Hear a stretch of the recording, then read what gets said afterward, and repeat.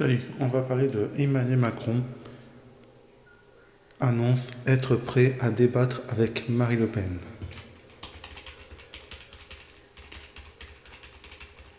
Je suis prêt à débattre maintenant avec Madame Le Pen, annonce Emmanuel Macron ce samedi 25 mai aux Parisiens. Durant le trajet retour de Nouméa, le chef de l'État lance « Si on pense que c'est une élection où se joue une partie du destin de la France, ce que je crois, il faut débattre. Je suis à sa disposition. La balle est dans son camp. Cette proposition de confrontation est valable pour les 15 prochains jours, car après l'élection, ce débat n'aura plus d'intérêt. Je suis président de la République.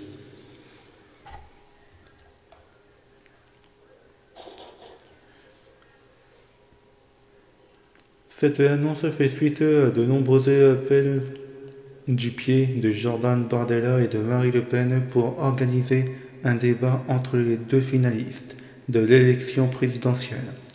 L'entourage de la chef de file, le RN, le Rassemblement National, a indiqué début mai qu'il trouverait très utile de débattre avec Emmanuel Macron. Mais après le scrutin européen, dans la foulée, Marine Le Pen a répondu « Si le président de la République, qui est le chef de l'État et non le chef de la majorité, descend dans l'arène électorale, alors il doit s'engager à en tirer les conséquences. Je débattrai donc contre Emmanuel Macron.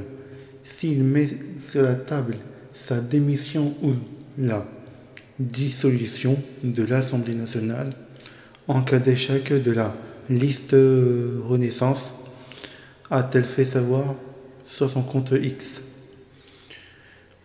Emmanuel Macron n'hésite pas à attaquer frontement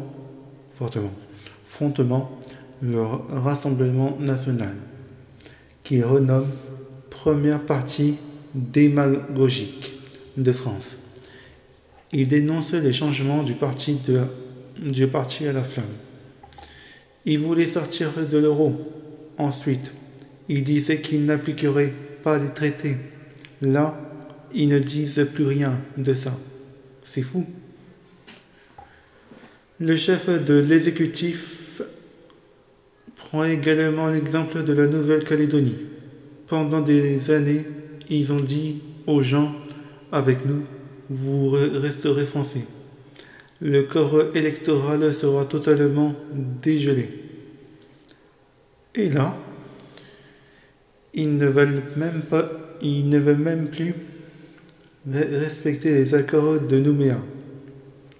Quand ça chauffe, ils tournent casque.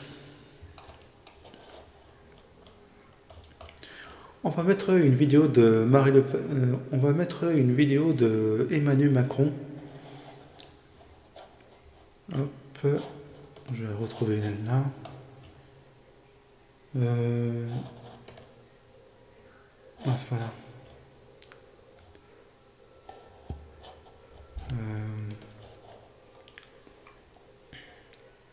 Je crois que c'est BFM. Ouais, ça. BFM Week-end. Hop. Nouvelle-Calédonie, non, c'est pas ça. Ça dure 7 minutes, mais je regarde s'il y a un autre. Ouais, ça dure 7 minutes. Ouais. On va prendre celui-là.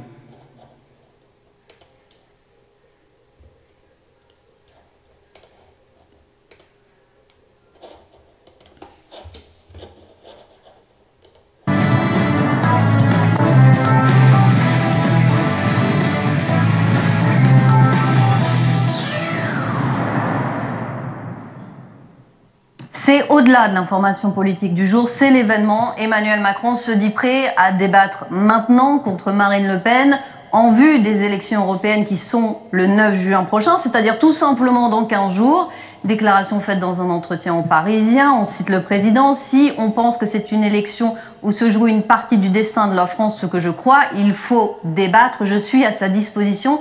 La balle est dans son camp, a déclaré le chef de l'État. On en parle en plateau avec Anne-Soie Dubois, journaliste politique, mais aussi avec Christophe Barbier, éditorialiste politique BFM TV.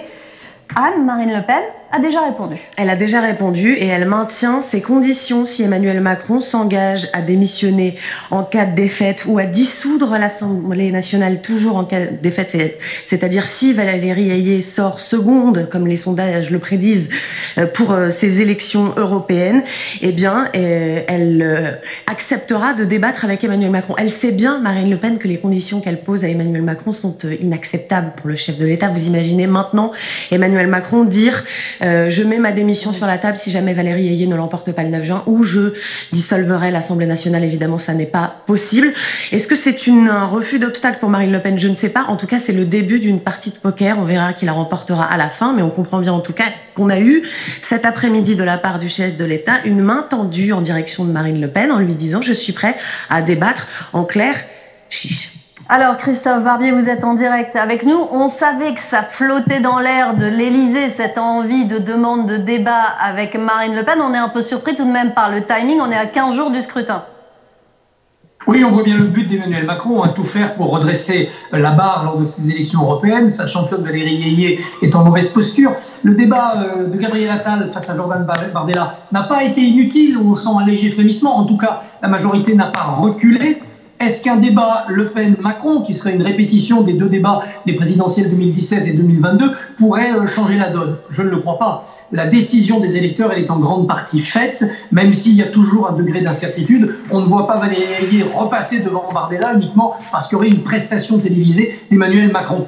En revanche, on voit bien que les conditions, comme le disait Anne, posées par Marine Le Pen ne sont pas acceptables, d'autant que gagner ou perdre dans des élections européennes, c'est pas évident à mesurer. Évidemment, Valérie Ayé va être derrière Bardella le 9 juin. Mais au niveau européen, le camp d'Emmanuel Macron, c'est-à-dire cette majorité composite qui pour l'instant domine le Parlement européen, ce camp-là a toutes les chances de rester majoritaire, alors que Jordan Bardella va gagner en France, mais que les ultranationalistes seront sans doute minoritaires au niveau européen. Donc vous voyez, quand Marine Le Pen dit gagner ou perdre, on ne voit pas comment elle peut le mesurer.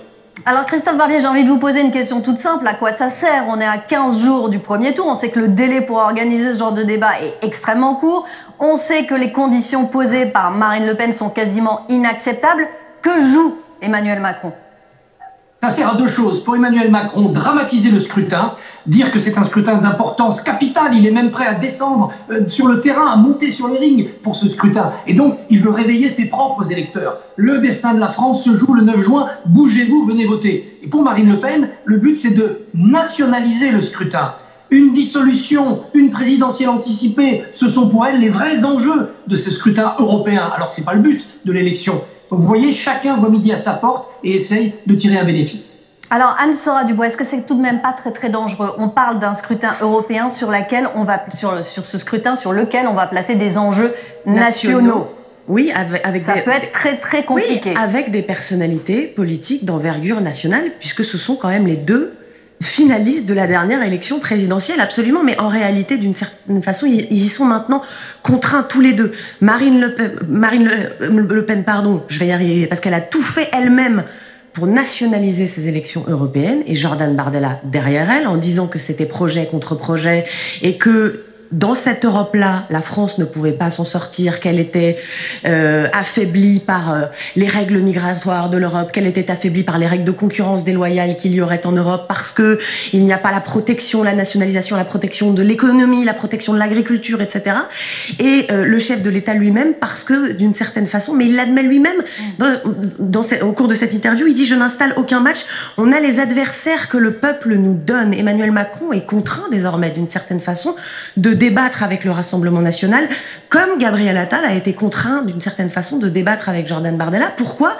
Parce que les Français s'intéressent déjà assez peu à ces élections européennes. Mais s'il y a l'attrait, effectivement, la dramatisation, comme le disait Christophe, de l'élection présidentielle, avec ces personnalités politiques qui sont très identifiées, ça peut effectivement susciter un élan, un intérêt supplémentaire. Et parce qu'Emmanuel Macron voit bien qu'aujourd'hui, sa candidate Valérie Ayé est en difficulté grave dans les sondages. Candidate qui l'avait annoncé soutenir, Absolument. on l'a pas beaucoup vu. Hein. Alors effectivement, c'est aussi parce qu'il y a eu un petit raté dans la campagne pour ces élections européennes du côté de Renaissance. Souvenez-vous, ce discours d'Emmanuel Macron, on parlait de dramatisation justement à la Sorbonne. L'Europe est mortelle, l'Europe peut mourir, disait Emmanuel Macron. C'était déjà le début de cette dramatisation. À la Sorbonne, Emmanuel Macron a tenu un discours de plus de 2 heures sur l'Europe et ces 2 heures ont été retranchées du temps de parole de Valérie Ayé. Donc ce sont des possibilités en moins d'expression et puis du fait d'habiter, d'incarner cette fonction pour la candidate Renaissance. Elle est en difficulté dans les sondages. Il y avait l'espoir du côté de la majorité que peut-être le débat entre Gabriel Attal et Jordan Bardella soit je ne vais pas utiliser un mot anglais, mais soit un point de bascule dans ces élections européennes, que ça suscite l'intérêt et aussi que les électeurs historiques du macronisme, parce que c'est bien l'espoir, c'était bien l'espoir de la majorité, se réveillent et aillent derrière la candidate Valérie Ayé. Visiblement, ça n'a pas tellement eu lieu. Il y a même eu certains électeurs, les sondages le disent, peut-être une petite courte majorité des Français qui ont donné le point à Jordan Bardella. Donc, désormais, cet événement est derrière nous, c'est passé, le débat Jordan Bardella-Gabriel Attal, et désormais, puisque ça n'a pas suffi, je dis de façon un petit peu légère, on va taper plus haut, on va aller chercher les 2 personnalités les plus identifiées par les Français. Ils sont maintenant des adversaires historiques, Emmanuel Macron, Marine Le Pen, pour tenter de dramatiser au maximum ces élections européennes. Rapidement, Christophe Barbier, c'est tout de même un gros coup de poker que joue le président. Il instaure vraiment, il fait de ce scrutin un référendum pour ou contre sa personne en instillant l'idée de ce débat. Oui, derrière sa volonté de dire c'est pour ou contre l'avenir de l'Europe, il y a cette idée d'un référendum pour ou contre Macron. Il n'a toujours pas de majorité à l'Assemblée, donc son mandat n'en sera pas plus simple après. Il essaye aussi de dire aux Français, attention, c'est toujours Le Pen ou moi, c'est eux ou nous. Et donc, c'est pas la peine d'aller perdre vos voix vers Bellamy ou surtout vers Glucksmann, parce que la gauche de la Macronie peut être tentée par un vote Glucksmann. Le match, c'est Ayé, Bardella, c'est donc Macron-Le Pen. Merci beaucoup, Christophe Barbier. Merci, Anne-Soura Dubois. Et on va mettre... Est-ce qu'il y a un autre débat Un autre débat, comment on dit? On va...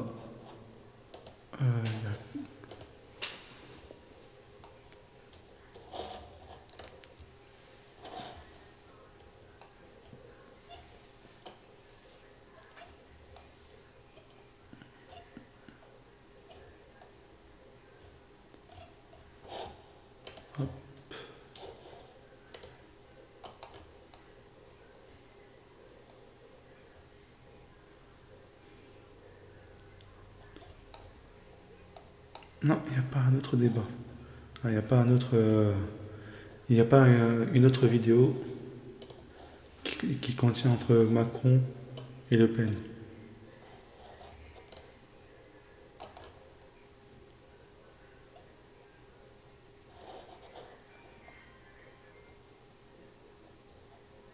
On va mettre celui-là.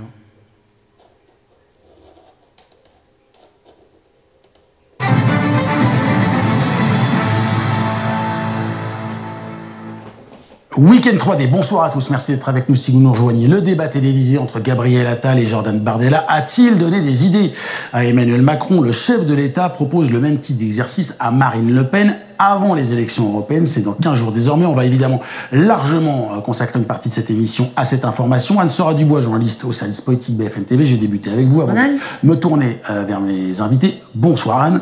Que dit précisément le président de la République chez nos confrères du Parisien? Alors le président de la République dit en effet, je suis prêt à débattre maintenant avec Madame Le Pen. Il fixe aussi un calendrier, c'est dans les 15 jours d'ici l'élection présidentielle, parce que, ajoute-t-il, ensuite je suis président de la République et ce débat n'aura plus vraiment de sens. Emmanuel Macron qui tend donc la main à Marine Le Pen. Il faut savoir quand même que cette idée d'un débat entre Emmanuel Macron et la candidate à la présidentielle du Rassemblement national, oui, et adversaire fréquente d'Emmanuel Macron, elle ne date pas d'hier.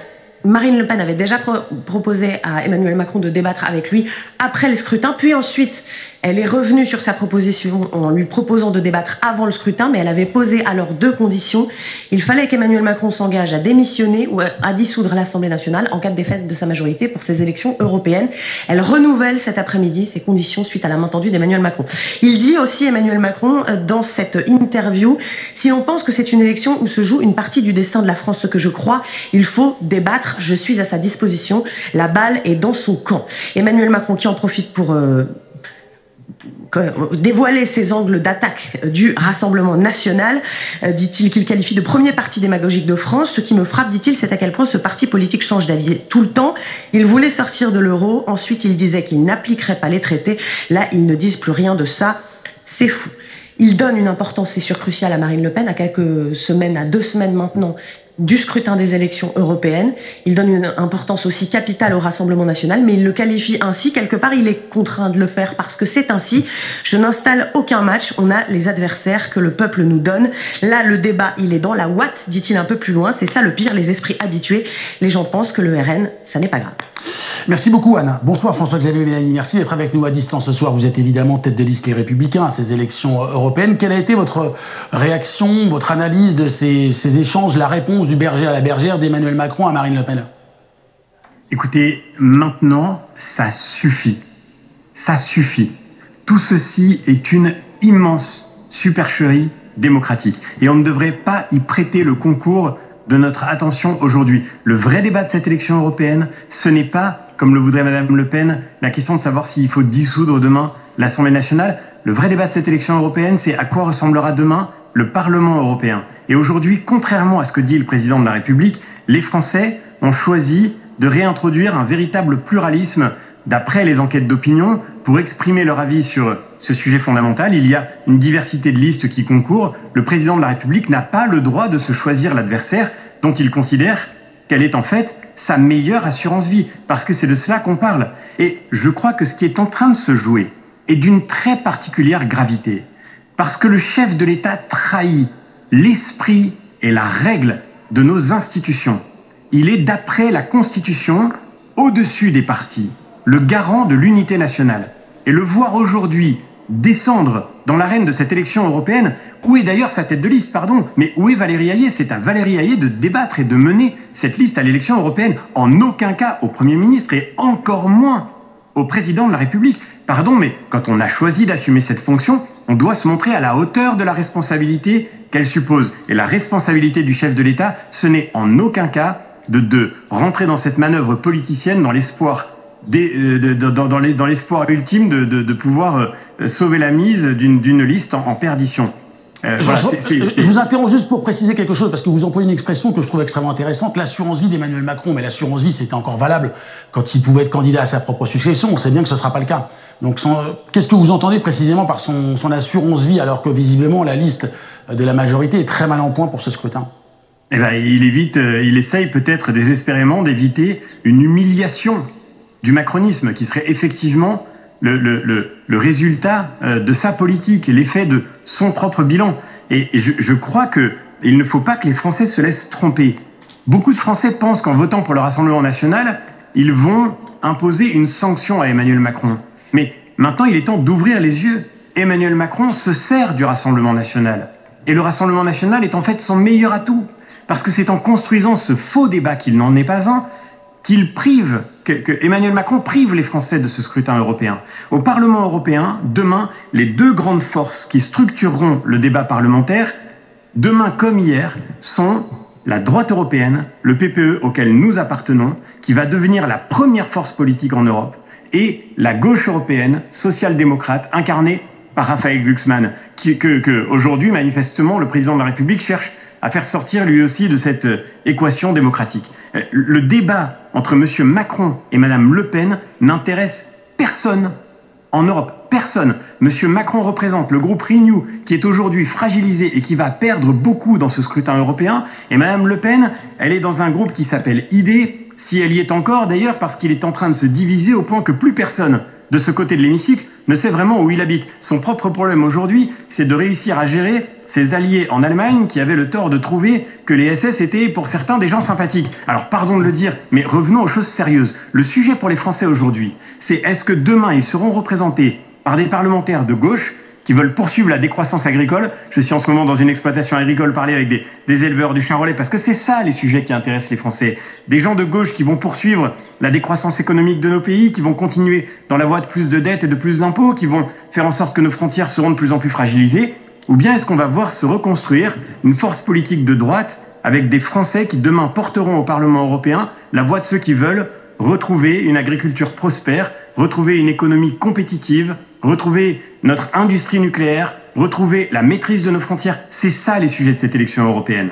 Et tout le reste est une diversion. Merci beaucoup François-Xavier Bellamy. Je précise que le parti allemand auquel vous faisiez allusion, c'est l'AfD, évidemment. Merci d'avoir été avec nous pour réagir. Anne-Sora Dubois, toujours sur le plateau, à vos côtés Virginie Martin. Bonjour. Bonsoir, même à 7h. Bonsoir. Politologue, évidemment. Bonsoir, Maud Bréjon. Député des Hauts-de-Seine, porte-parole du groupe Renaissance à l'Assemblée. Qu'est-ce que vous pensez de l'hypothèse de ce débat? Est-ce qu'elle est crédible? Est-ce que c'est de l'ordre du possible? Et si oui, quelle est votre réaction? Je crois que l'Europe est à la croisée des chemins et qu'on a un choix absolument décisif à faire le 9 juin. On est d'ailleurs très nombreux à s'accorder là-dessus. Ce résultat, il aura un impact sur la vie des Français. Il aura un impact sur le destin de notre pays. C'est ce que dit Emmanuel Macron. Face à un enjeu si colossal, en fait, il est normal que le président de la République rentre dans le débat et accepte de monter sur le ring. Et moi, je trouve que c'est extrêmement sain. Je ne comprends pas la réaction de Mme Le Pen, qui, au fond, trouve de bonnes excuses pour refuser le débat. Je poserai la question à Philippe Ballard, qui nous attend, que je salue, parce que je vois qu'il est là. Elle dit, je veux bien débattre si le président de la République pose sa démission sur la table. En réalité, elle confond nos élections, elle le sait bien, et elle n'est pas capable de débattre. Moi, j'aimerais comprendre que les élus du Rassemblement national nous expliquent de quoi Marine Le Pen a-t-elle peur? De quoi Marine Le Pen a-t-elle peur? De toute évidence, elle refuse le débat. Elle le propose à certaines conditions. Elle le propose à des conditions qui sont... Je peux préciser d'ailleurs ces conditions avant de vous redonner la parole. Je vais les préciser. Voilà, on la voit s'afficher. C'est sur ce fameux réseau social qui s'appelle X. Si le président de la République, qui est le chef de l'État et non le chef de la majorité, descendent dans l'arène politique, si on pouvait me la afficher, ça serait super, beaucoup plus facile. En tout cas, elle pose deux conditions. S'engage à en tirer les conséquences. S'engage à en tirer les conséquences, c'est-à-dire démission ou dissolution de l'Assemblée nationale en cas de défaite. Voilà ce qui est la proposition de Marine Le Pen. Votre réaction après vers M. Ballard. Elle confond les élections, elle pose des conditions qu'elle sait pertinemment être des conditions non acceptables, et ça revient donc en creux à refuser le débat. Marine Le Pen, elle fait un refus d'obstacle. Elle refait un refus d'obstacle, de toute évidence, parce qu'elle a peur. Alors, peur de quoi? C'est à elle de nous l'expliquer. Est-ce que c'est d'être mis en face de ces incohérences, comme ce fut le cas pour Jordan Bardella face à Gabriel Attal? Parce qu'on voit bien que sur un nombre de plus en plus important de sujets, elle change, pardonnez-moi, d'avis comme de chemise. Et ça tourne avec le vent. Donc c'est le cas sur les différents traités, c'est le cas sur est-ce qu'on est ou pas dans l'Union européenne, etc., etc. On le voit nous régulièrement à l'Assemblée nationale, encore récemment sur le sujet de la Nouvelle-Calédonie. Mais débattons de ces sujets-là.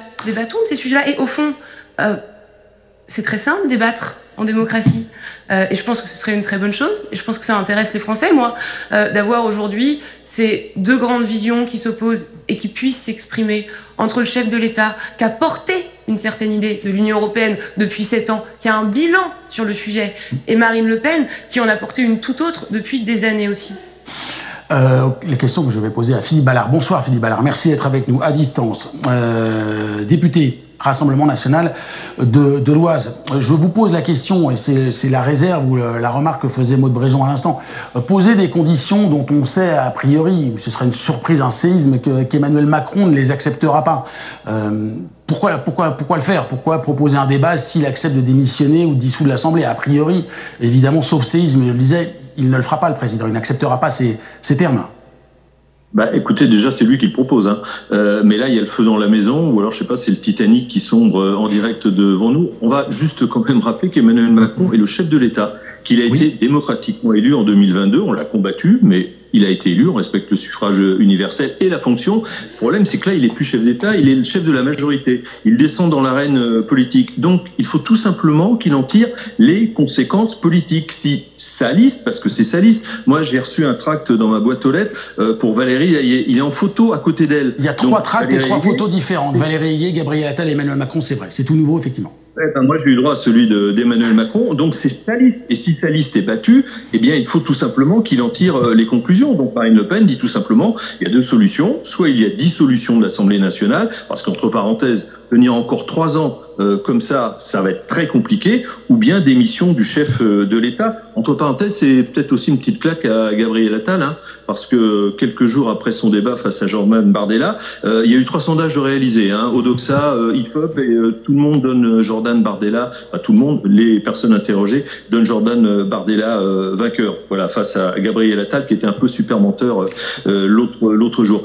Puis je voudrais quand même rajouter une chose là, parce que j'ai ma collègue Maud Bréjon sur la Nouvelle-Calédonie. Franchement, il faut être gonflé pour employer ces éléments de langage. Marine Le Pen avait prévenu dès le mois de mars Gérald Darmanin, ne faites pas ce calendrier, n'employez pas cette méthode, on va à la catastrophe. Le gouvernement s'est entêté, Darmanin s'est entêté, le chef de l'État s'est entêté, on a vu le résultat, et une fois sur place, Emmanuel Macron reprend exactement ce qu'a dit au mois de mars Marine Le Pen. Voilà. C'est tout. Je voudrais qu'on revienne sur le sujet qui nous intéresse le plus, parce que d'un point de vue le plus extérieur possible, on est dans un scrutin, vous me démentez si je me trompe, mais européen, et qu'effectivement, la perspective de demander des critères nationaux de la part de Marine Le Pen, ça peut paraître, pour le peu de droit constitutionnel que j'ai fait, ça peut paraître un peu gros, la ficelle paraît un peu grosse, d'où effectivement le peu de certitude quant à la tenue de ce débat qui pourrait se faire d'ailleurs post-élection européenne. Est-ce que vous arrivez à comprendre et à cette nuance qui parfois pose question? Mais post-élection, ça aurait tout son sens, parce qu'il faudra quand même tirer les leçons de ce scrutin.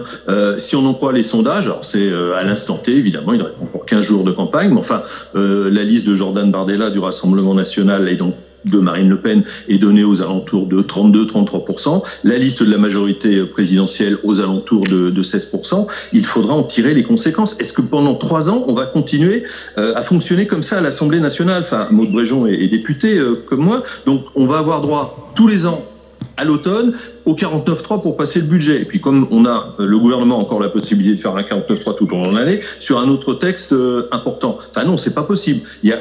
On peut pas tripatouiller la vie politique française comme ça. Il y a un moment, il faut savoir revenir c'est devant. Pas tripatouiller, Philippe Allard, c'est la Constitution de la Ve République. On l'utilise d'ailleurs dans l'opposition, dans la majorité, selon les termes qu'elle permet. C'est juste la règle. Après, il faut changer la loi ou la Constitution, mais il n'y a pas de comportement anticonstitutionnel que je sache. Non, il n'y a pas de comportement anticonstitutionnel, c'est pas ce que j'ai dit. J'ai juste dit qu'il faut en tirer les conclusions politiques. Voilà, si vous avez une liste à 13%, encore une fois, c'est dans 15 jours. On va pas présager du résultat final. Et une autre liste à 32-33%, on va juste, il faut juste en tirer les conclusions. Mais c'est une question de bon sens, tout simplement. Vous restez avec nous, je reviens vers vous dans un instant. Je voulais l'analyse de Virginie Martin, donc politologue, sur est-ce que c'est un jeu de dupes? Est-ce qu'il y a un véritable enjeu? Est-ce qu'on se trompe de forme du débat? Est-ce qu'il y a une hyper-personnalisation de la majorité par Emmanuel Macron?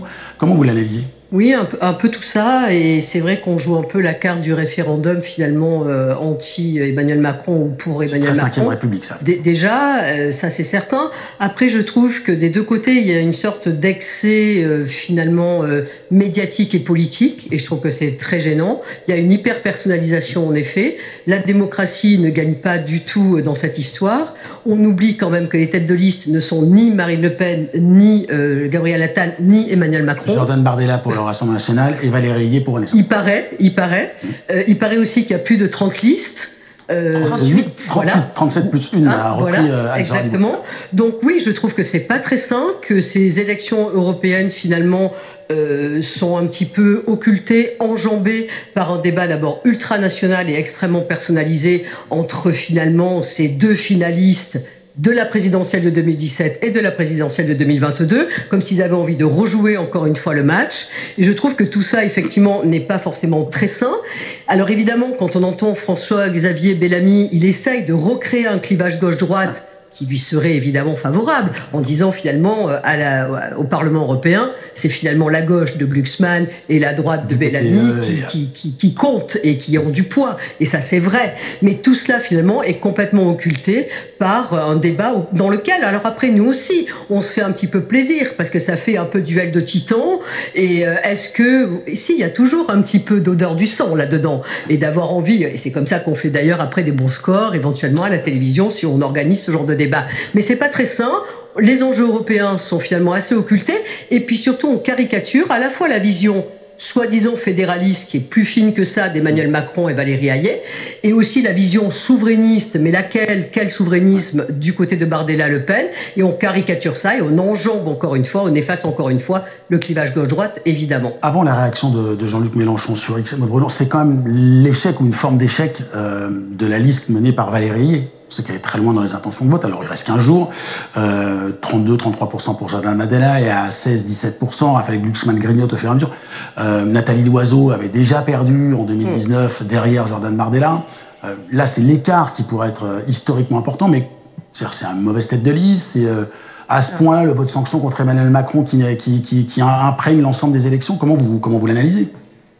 Là où vous avez raison, ce que je comprends, ce que vous dites, c'est qu'on fait parfois campagne avec le vent de face.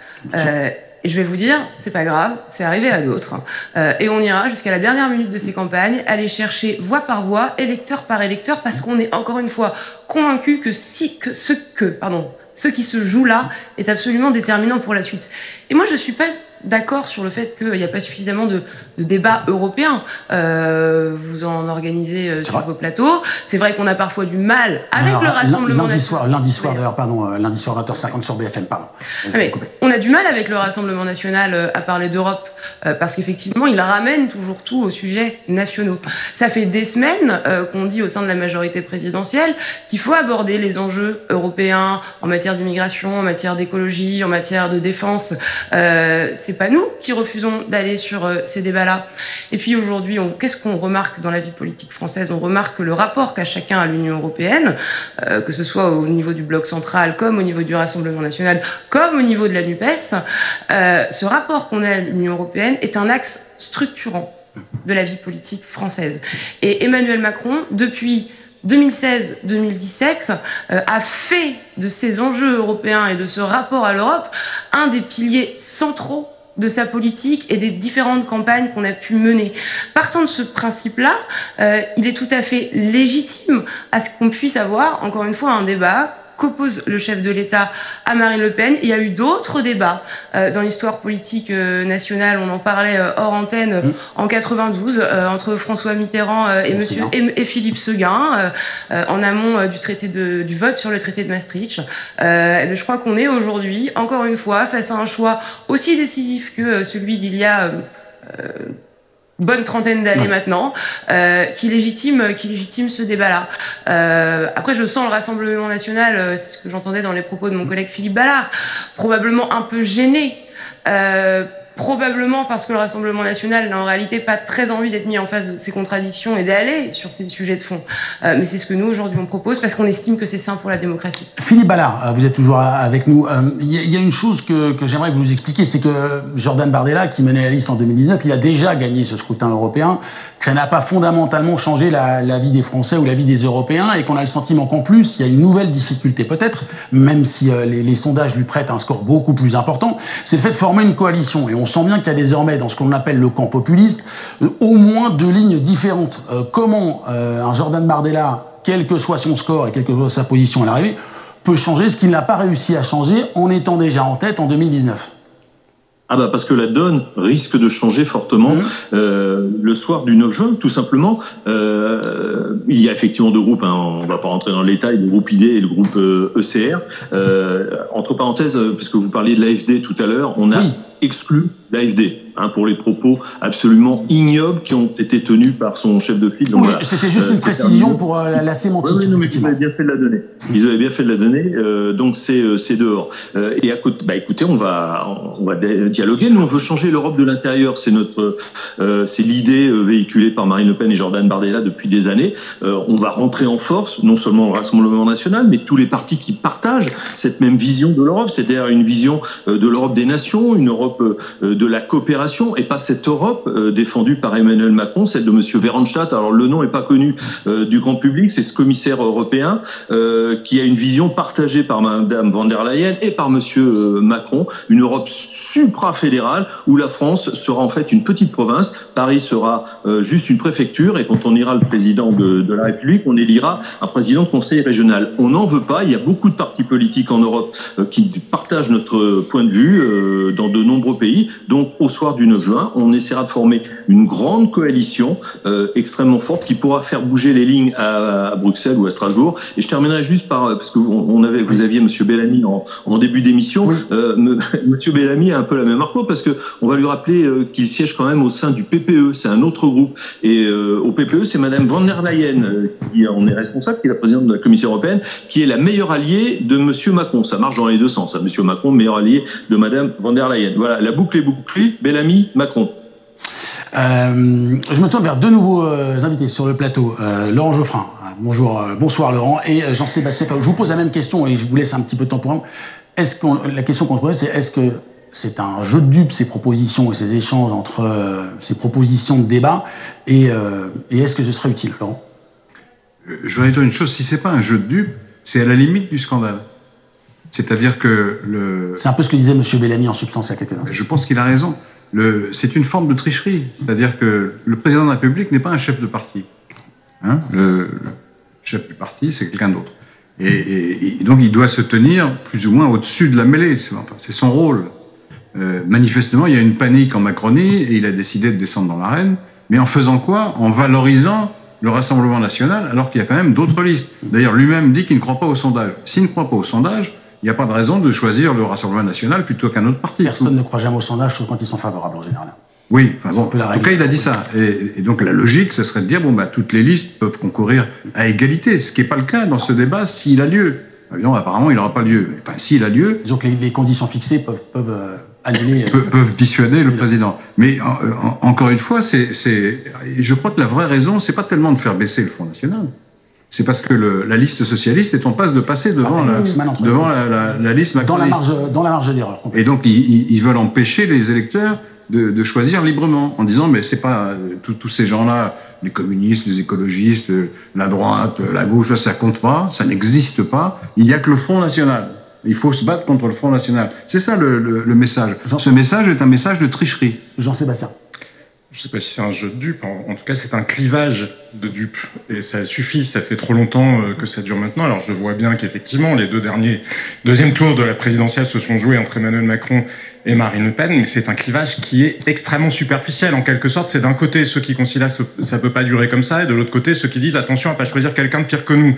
Enfin, c'est quand même le degré zéro de la politique. Même si on revient sur des sujets européens, on peut être pour une Europe fédérale, mais ça ne dit pas si cette Europe fédérale, elle est d'inspiration socialiste, d'inspiration libérale ou d'inspiration social-démocrate. Si on est pour une Europe des nations, même chose, vous voyez bien que M. Orban est pour une Europe des nations. Il y a aussi des partis de gauche qui sont souverainistes, ils ne sont pas, j'imagine, très favorables à M. Orban. Donc ce clivage-là n'a strictement aucun sens. C'est le renoncement à la politique. Le nouveau monde devait accoucher précisément d'un nouveau monde politique. Alors, M. Macron n'est certainement pas responsable, pas plus que Mme Le Pen, de la nullité, finalement, des partis de gouvernement qui se sont affaiblis eux-mêmes. En revanche, ils sont tous les deux responsables, et encore plus probablement M. Macron, parce que je vois pas bien ce que le macronisme représente d'un point de vue idéologique. Si quelqu'un est capable de me le comprendre entre deux zigzags, de me l'expliquer entre deux zigzags en même temps, ça m'intéresserait de savoir sur beaucoup de questions, d'ailleurs, qu'elles soient économiques, qu'elles soient sur la laïcité. Enfin, il y a beaucoup de sujets sur lesquels on peine à distinguer ce que c'est. Donc, ce clivage-là,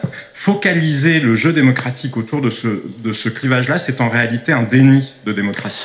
Anne, une réaction aussi importante, François-Xavier Bellamy tout à l'heure, celle de Jean-Luc Mélenchon sur X. Que dit Jean-Luc Mélenchon? Mais oui, l'agacement des autres listes, en effet, en tout cas des autres forces politiques qui, elles aussi, participent à ces élections européennes. Donc, dans la bouche de Jean-Luc Mélenchon, Macron veut débattre Avec Le Pen, avec moi, ce serait une autre affaire et au moins il y aurait une vraie différence. Depuis 2022, il y a 3 blocs dans ce pays, ils voudraient l'oublier. Le 3e bloc, c'est pas à la France insoumise, en tout cas dans cette élection. Lui aussi nationalise un peu donc cette élection. Et d'une certaine façon, vous notez que c'est Jean-Luc Mélenchon qui réagit et pas Manon Aubry. Il y a un peu les mêmes travers visiblement dans de nombreux partis, c'est-à-dire qu'il y a récupération des présidentiables, des têtes de liste et malheureusement... À supposer que Mélenchon soit présidentiable, ce qui n'est pas évident. Comment? À supposer que Mélenchon soit présidentiable, ce qui n'a rien à dire. Il a été élection présidentielle. Ça ne veut pas dire qu'il a été battu 2 fois, ça ne veut donc pas dire qu'il est présidentiable. Si vous avez une information, un scoop, Laurent, vous n'hésitez pas. Maud Bréjon, il y a... C'est peut-être autre chose, effectivement. Maud Bréjon, il y a une expression qui était dans la réponse d'Emmanuel Macron qui interpelle « Je suis à disposition ». À sa disposition, il lui parle à Marine Le Pen. Est-ce que ce n'est pas un problème, sur le coup, quand on est président de la République, je suis à la disposition de quelqu'un dont on dit régulièrement qu'elle est d'extrême droite, qu'elle n'est pas compétente, ou est-ce qu'on est juste dans la formule, ou est-ce que c'est un problème de fond? Chercher la petite bête. La réalité, c'est que le président, il le dit d'ailleurs, il dit la balle est dans son camp. Je fais la proposition, la balle est dans son camp. Faut arrêter de chercher midi à 14h. Moi, je voudrais juste répondre sur ce qui a été dit précédemment. Monsieur Ferjou, on va quand même pas se voiler la face. Aujourd'hui, le Rassemblement national est crédité à 30, 31, 32, 33% sur l'élection qui arrive, à savoir 32%, le 9 juin. 33%. Bon, fonction des institutions d'âge. Ils ont été 2 fois finalistes sur les 2 dernières, en tout cas sur les 2 dernières élections présidentielles. 88, 89 députés Rassemblement national sont rentrés à l'Assemblée au sein du Parlement. Il y a 2 listes qui sont à 14 et 15%. Il y a presque 2 ans maintenant. Le président de la République a raison de prendre son risque face à cette poussée de l'extrême droite. Non, mais il risque rien, il sera toujours président après le scrutin, il n'y a aucun problème. Qui est une poussée française, mais européenne. Il n'y a pas uniquement en France où l'extrême droite, où ces partis nationalistes, populistes gagnent du terrain. On ne peut pas nous reprocher, pardonnez-moi. Moi, j'entends beaucoup de journalistes ou de responsables politiques nous reprocher d'être responsable de la montée de l'extrême droite. Je pense que face à ça, encore une fois, le président de la République a raison et a le courage d'aller affronter, en tout cas de proposer à Marine Le Pen un affrontement. Et j'ai du mal à comprendre en quoi un débat entre 2 familles politiques qui, malgré tout, restent 2 familles politiques prépondérantes aujourd'hui en France. Mais non, elle est plus prépondérante. Avec des visions, mais justement, madame, en matière d'Europe extrêmement différentes pourraient être délétères au débat. Dans ce scrutin, vous vous fondez sur les sondages, donc je fais la même chose. Elle n'est plus prépondérante. Elle a 1 point devant la liste de gauche, crédible, du gouvernement. Mais dans la marge d'erreur, en tout cas. Vous pouvez pas mettre... Bref, ils sont à touche-touche. Et donc, avec le Rassemblement national, vous proclamez... Attendez, laissez-moi terminer. Vous proclamez Urbi et Orbi que vous êtes la force dominante. Mais c'est plus vrai. Si j'en crois les sondages, en tout cas, comme vous. Au-delà de ça, moi, ce qui m'étonne dans votre argumentaire, c'est de faire de la lutte contre l'extrême droite l'alpha et l'oméga de l'action politique. Je comprends bien cet objectif-là, c'est parfaitement respectable. On peut s'inquiéter d'une éventuelle accession au pouvoir de partis de droite nationale ou d'extrême droite, chacun les appellera comme il veut. Mais est-ce que vous croyez vraiment que c'est en organisant les jeux du cirque avec la dite extrême droite que ça marche, ou en gérant les problèmes des Français? Parce que moi, ce qui me perturbe, c'est que précisément, depuis des années, on entend des candidats Renaissance ou un président de la République qui nous expliquent justement qui, 1 jour sur 2, sont dans la lutte contre le pseudo-fascisme ou je ne sais quoi, mais qui n'adressent pas plus exactement les problèmes des Français. Le meilleur moyen de réduire des populistes dans n'importe quelle démocratie, c'est de délivrer des promesses. Mais alors, ça c'est votre avis, que vous ne soyez pas satisfait de l'action du président de la République et que vous le revendiquiez comme ça. Non, mais attendez, on ne va pas se... Les Français, ça fait bien longtemps qu'ils n'ont pas été convaincus par le secrétaire de l'Élysée. Que vous revendiquiez de façon très ouverte sur ce plateau que vous n'êtes pas macroniste, c'est tout à fait votre droit. Moi, j'ai le sentiment, depuis 2 ans, d'apporter des réponses aux problématiques que vivent nos concitoyens et que ressentent. Non, mais à ce que vivent les gens dans nos circonscriptions. Quand on protège face au pouvoir d'achat, on apporte des réponses à des problèmes extrêmement concrets pour les gens. Quand on essaie d'avancer sur les sujets d'immigration... Je vais vous parler de mon avis personnel, mais regardez le niveau de popularité, de satisfaction du président de la République en France. Ne me dites pas que vous êtes en train de relayer une analyse politique, pardon. Vous êtes en train de donner votre avis. Je suis désolé, je regarde. Mais au-delà de mon avis, ne vous aura pas échappé qu'on est à combien de satisfaction de l'action du président de la République. Ça dépasse de très loin mon avis, je vous assure. Je reviens vers vous dans un instant et vers Monsieur Ballard qui nous attend, qui est toujours à distance. Merci de votre patience. Alors, c'est une question à la gauche de mon plateau pour ces 2 dames. Est-ce que c'est une façon aussi, cette cette déclaration, cette proposition d'acter l'échec du débat Attal-Bardella? C'est une évidence. Déjà, si on reprend les chiffres, en effet, ça n'a pas eu l'effet escompté pour la majorité. On s'attendait à ce que ce soit un vrai point de bascule, c'est-à-dire non seulement que ça rallie l'électorat macroniste qui est espéré depuis un moment, dont on espère la mobilisation, dont la majorité espère la mobilisation depuis un moment, donc visiblement ça ne s'est pas produit. C'est même, selon certains instituts de sondage, un peu l'inverse qui s'est produit, c'est-à-dire que s'il y a un point à donner à l'un des deux débatteurs, c'est plutôt à Jordan Bardella qu'il a été donné. Ce sont les sondages dont parlait Philippe Ballard. Absolument. Et en effet, ce qui est sûr, c'est que ce qui ressort de ce débat, c'est que c'est bien le Premier ministre qui a débattu face à une tête de liste, une seule, et que cette tête de liste n'a pas été ridicule face à Gabriel Attal. Donc de toute façon, s'il y avait... Au mieux, c'est un match nul. Au pire, le point a été donné par les Français à Jordan Bardella. En effectivement se projetant vers l'étape supplémentaire, Emmanuel Macron acte cet état de fait et dit d'une certaine façon, on ne peut pas en rester là. On ne peut pas en rester là parce que c'est pas suffisant pour faire repartir la liste de Valérie Hayé. Ça n'est pas suffisant parce que les Français sont restés sur leur faim. Ça n'est pas suffisant parce qu'ils ont donné le point à Jordan Bardella et donc à travers Jordan Bardella à Marine Le Pen et donc, ce que dit le chef de l'État en substance, c'est si on veut à la fin intéresser les Français, ou s'il y a une dernière chose à tenter, une dernière cartouche à tenter pour essayer de faire repartir à la hausse les intentions de vote en direction de Valérie Hayé, eh bien, c'est que ce soit un débat.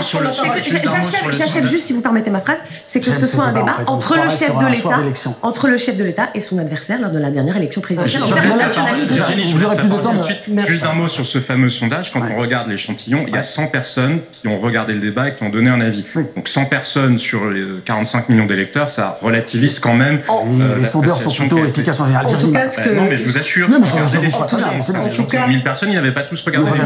En tout cas, ce qu'on sait très bien, ce qu'on avait vu en 2019, c'est que les indicateurs, exactement au même moment, avaient beaucoup bougé. On donnait, par exemple, Yannick Jadot très bas, il a fini extrêmement bien avec un très haut score. Pourquoi? Parce que, par exemple, les jeunes se sont mobilisés. Ça a été très important. Donc, il y a eu un sursaut de participation sur les 15 derniers jours de 2019. Et ça, c'est aussi très important. Donc, de ce point de vue-là, par rapport à ce que vient de dire Anne aussi, c'est vrai qu'il faut mettre toutes les forces dans la bataille, quels que soient les gens. Maintenant, par rapport à ce que disait aussi Laurent tout à l'heure, Geoffrin, évidemment, c'est embêtant quand même, quand on est Premier ministre de la France et qu'on est président de la République de la France, d'aller se mettre dans la bataille et dans l'arène vraiment d'une élection et donc de faire de la politique politicienne extrêmement médiatique, comme je le disais, et médiatisée. Donc tout ça est aussi évidemment problématique du point de vue de la démocratie. Mais n'oublions pas que tout peut bouger et les indicateurs sont importants. Par ailleurs aussi, il y a des enjeux sur lesquels les Français attendent les politiques, à savoir le pouvoir d'achat, la régulation des prix, la sécurité, les questions d'immigration notamment.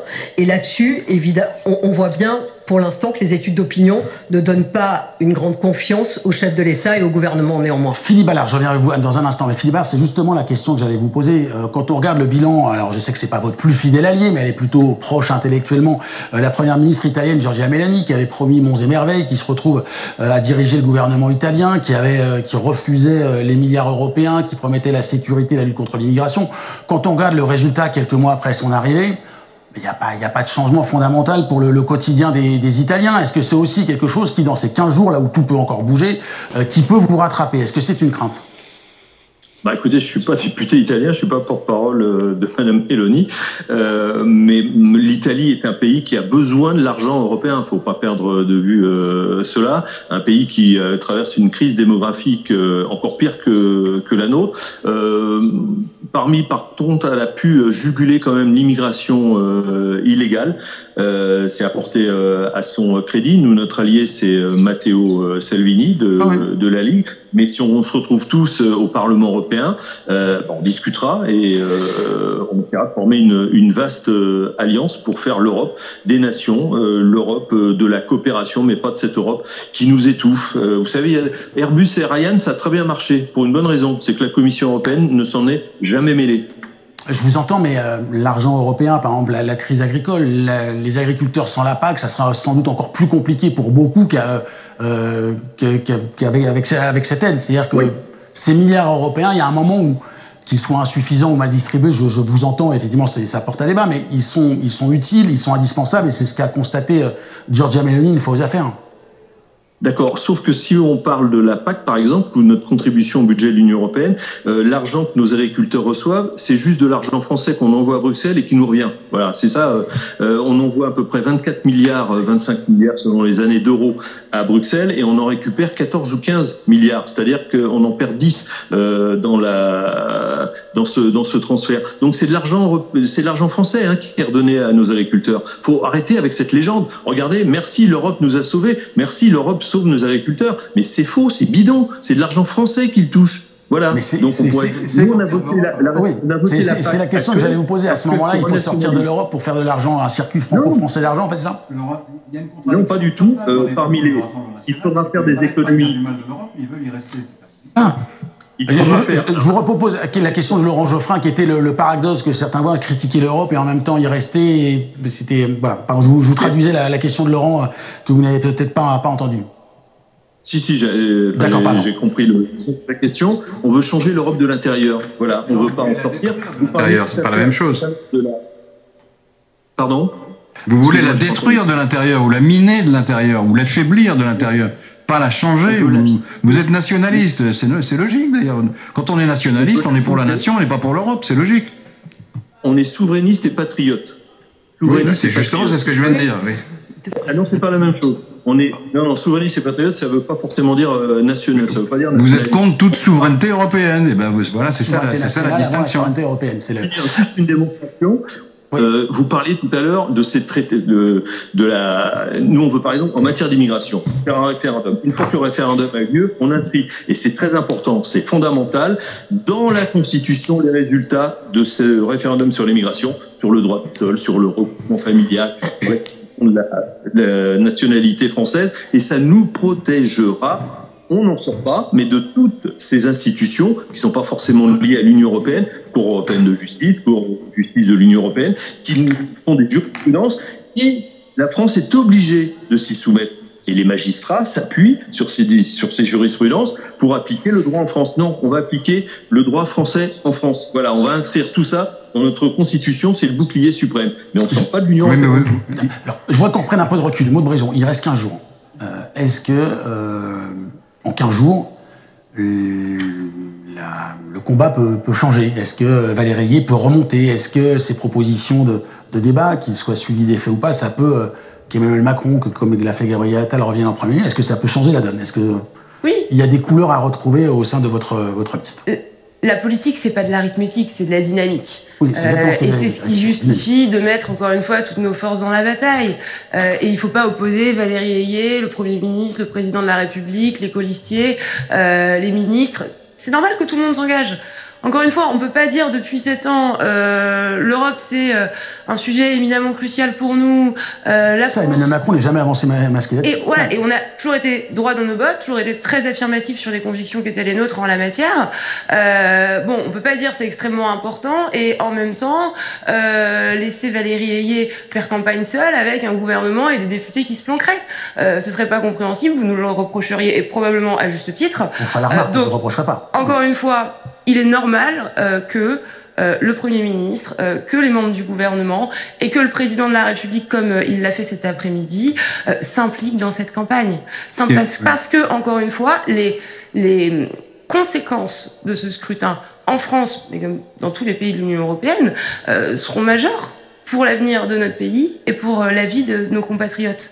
Donc c'est normal qu'on le prenne au sérieux. Jean-Sébastien, est-ce que ça montre aussi quelque part une forme d'impasse dans la façon dont on gère notre vie politique? Alors peut-être nous médias, je ne sais pas, votre analyse, mais ou constitutionnellement, le fait qu'on en revient toujours à ce que une ou deux personnes, on en passe obligatoirement par une ou deux personnes, une ou deux têtes qui dépassent des autres pour avoir un débat et pour avoir le sentiment que le débat a lieu. Il y a une forme d'hypocrisie collective, parce que de toute façon, un débat à 7 ou à 8, c'est très difficile à organiser, et c'est pas forcément ce que les gens préfèrent regarder. Effectivement, je pense qu'ils préfèrent regarder, les chiffres d'audience étaient là pour le montrer, un débat à 2 qui est plus intelligible. Pour autant, ça n'est pas une raison, parce que je pense qu'il y a une grande différence entre le débat entre le Premier ministre et Jordan Bardella, même s'il était contestable de le faire qu'à 2, à minima, effectivement, peut-être Raphaël Glucksmann aurait-il pu y être, que encore une fois, de vouloir remettre sur le devant de la scène ce seul clivage-là, qui est, comme je vous le disais tout à l'heure, un clivage en trompe-l'œil. D'autant que si on regarde les rapports de force au niveau européen, ça n'est ni Renaissance, ni le Rassemblement national, qui sont de toute façon en situation de dominer le Parlement européen. Et donc, en toute logique, si on est très européen et très fédéral, on devrait à minima être capable de reconnaître cet état de fait-là. Mais on voit bien qu'il y a une espèce, c'est juste du réflexe pavlovien. Moi, c'est pour ça que l'attitude du président de la République me dérange un peu. Ce n'est pas en soi qu'il s'implique dans la campagne, c'est parfaitement légitime qu'il s'implique dans une campagne au moins en surplomb.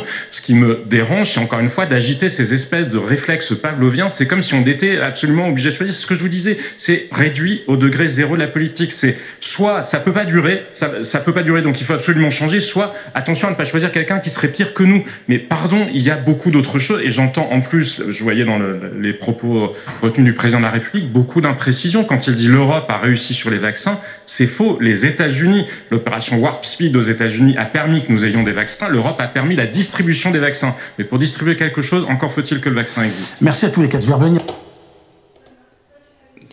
Dites-moi dans les commentaires si la vidéo vous plaît. Mettez-moi des pouces.